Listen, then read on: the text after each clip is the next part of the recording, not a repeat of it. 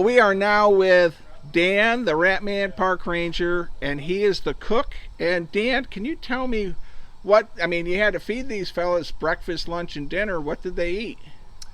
Right, so of course I have an outdoor kitchen today, which would not be normal.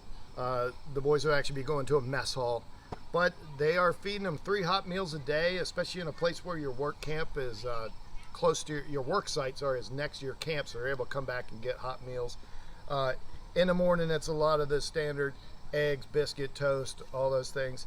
Lunch, a common staple, what we're doing today is beans and franks, or now we call them like beanie weenies, but beans and franks. So I'm heating up the hot dogs, I'll cut them up, put the beans in, and a lot of bread and milk, lemonade. Coffee is available at every meal, and then sodas, which they would actually be purchasing in the canteen, the camp exchange.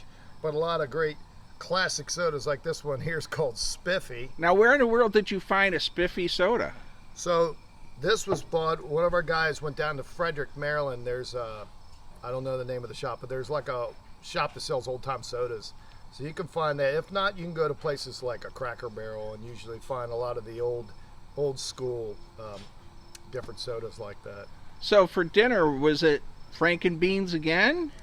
Dinner would be something different.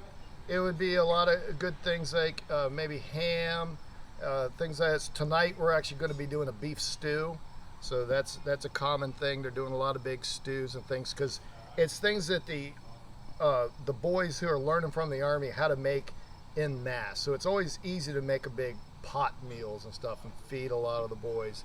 And then of course, like I said, there's sandwiches. So there's always bread, bologna cheese, peanut butter and jelly are available all the time. And how did they get the food? Did it come from the Army? Did it come from the local grocery store? The Army's trucking all that in.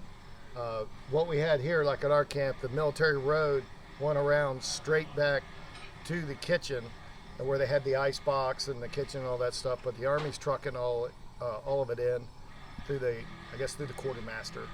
Wow, amazing. All this work by the Conservation Corps. I'm hoping these videos will help bring light to what the Civilian Conservation Corps did, both at this site and my videos at Newtown Battlefield in Elmira, New York, where that Conservation Corps was an all-black unit. Oh, and they built a giant lodge. And Dan, you were in my other video with the museum, and I did hit that a little bit today. Is there anything you'd like to mention about that museum? The current museum, we're going to be changing that soon, but currently it's just got a lot of great pictures and stuff of the boys while they're working on the fort, showing how they're reconstructing the walls and when they dug out and found the foundations and stuff. So there's a lot of good pictures and stuff.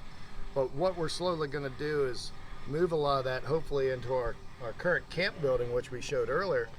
And that's going to become the museum. We want to put some of the displays and pictures, but also slices of life so you can walk in and see a fully made bunk and maybe a piece of the mess hall.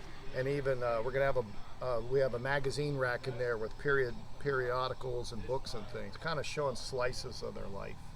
All right, well, this is going to be, I'm going to find Robert Ambrose, the head park ranger, and interview him last, but is there anything you'd like to close out in your section here?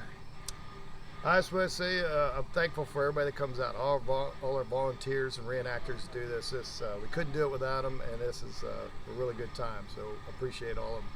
All right, well, thank you for your time and all you do to help promote history and keep history alive. Thank you.